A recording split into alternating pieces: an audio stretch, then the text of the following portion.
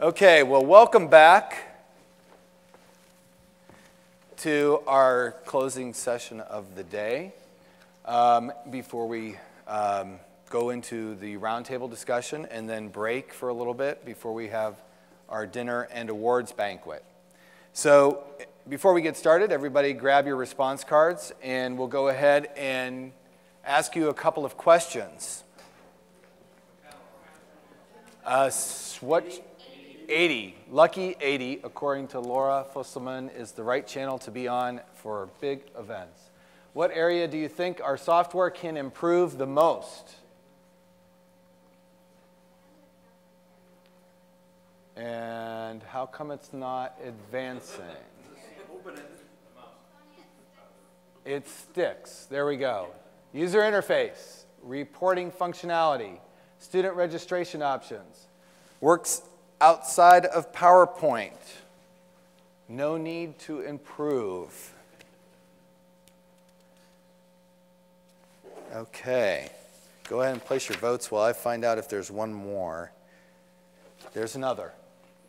Oh, ask me again tomorrow instead of other, right? So the reason we put that one up there is because there's a large group going through certification training and regular training.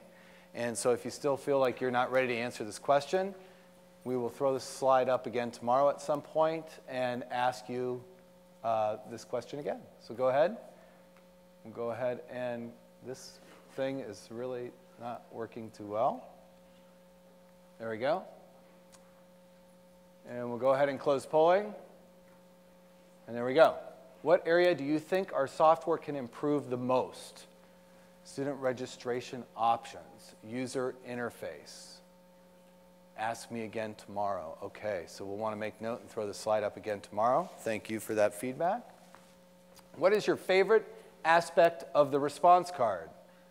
Size and portability, simplicity, durability, all of the above, or none of the above. And you're all using response cards while you're here, so please feel free to chime in on this one. And we're going to close polling as soon as the ball drops to 0. If you need to change your mind or your opinion, feel free to do so.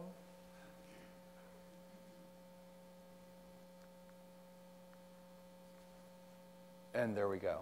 What is your favorite aspect of the response card? All of the above. And what learning management system do you use?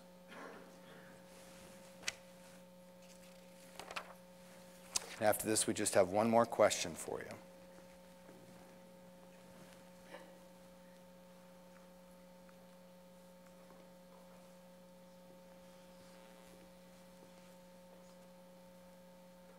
Okay.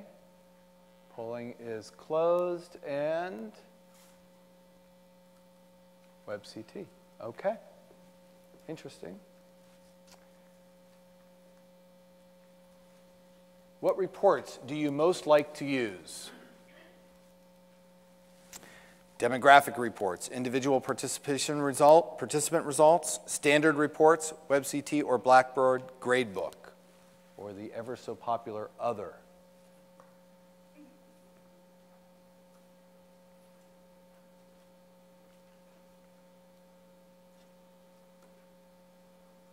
All right, we'll go ahead and close polling.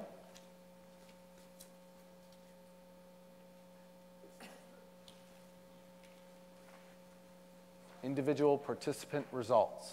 Okay, here comes that ever popular fastest finger. Are you ready? And then we're going to start our panel discussion. Pick up your response cards. This time, all of the responses, available responses, are going to show all at the same time. Are you ready? A typical pencil can draw a line how many miles long? 25, 46, 5, or 35?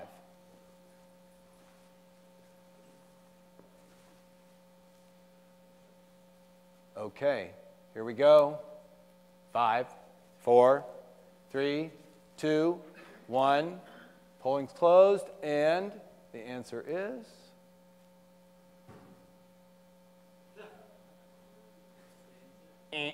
Number 4, 35 miles long. This time, if your response card number is up on the screen, you get to make a trip to the prize table, so you might want to get here before anybody else does. Number 108, number 19, 13, 146, and 110. And while the responders are busy coming up to the table, if I could have our panelists please come up front. Thank you very much. So I would like to extend a big welcome to these 3 gentlemen who have volunteered to participate in this panel discussion. For those of you who don't know the 3 folks up here at the table, first of all, we have Mike Hoadley. Mike, quick wave in the middle there. Assistant Vice President for Academic Technology, Eastern Illinois University, where the campus has over 600 response cards in use. They have been using TurningPoint for 2 years. Brian Formiconi, here on the end. Brian Formiconi is Curriculum Evaluation Specialist for Rosalind Franklin University, where they have over 850 response cards in 15 different classes, using TurningPoint for 1 year. Doug Smith, Director of Classroom Support, Illinois State University. Illinois State is a standardized school with over 6,000 response cards in use in over 100 classrooms. Okay? So, basically what we've done is we have put an index card on your seat. What we'd like you to do is if you have a question that you'd like directed to the panel, if you could write your question down on the sheet, and then Sheila and Matt will be wandering the room, and you can just simply hold your card up. They will collect the index card and bring it up to me, and we'll go ahead and field some of the questions as time permits. What I'd like to do first is take a second to select our top 3 topics of discussion. So as you can see, there's 7 items listed, and you can pick 3. So take a minute and review, and based upon the ranking that you give them, we will go ahead and ask the panelists to start their discussion about their implementation and how they addressed that particular area.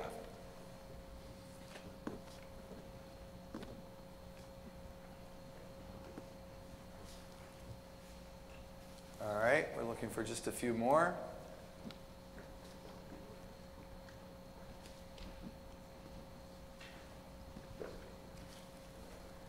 And gentlemen, you'll have to turn around and take a look at the slide.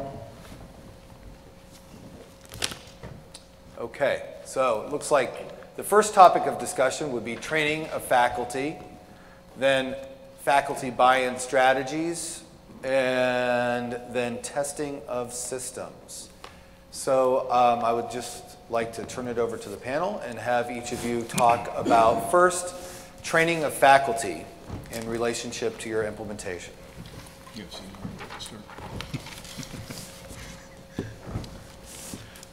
I can start, absolutely.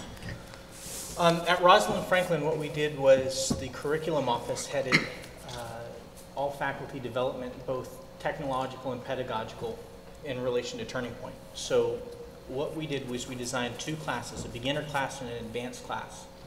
The beginner class dealt mostly with technical issues, a few pedagogical strategies, and how and why this is important use in the class. Before this, professors asked students to raise their hand, which worked, but didn't give very accurate results. For our advanced sessions, which were higher functioning technology uses such as the conditional branching, the parsing, using the clicker lists or the user lists for grading purposes, and also a little bit more thorough discussion and pedagogical training. There was another hour-long session, and usually they ran to about an hour and 10 minutes with questions. One last piece, the technological part of the training of faculty has now been transferred to our IT department. So our IT/ET department is doing the technological training now.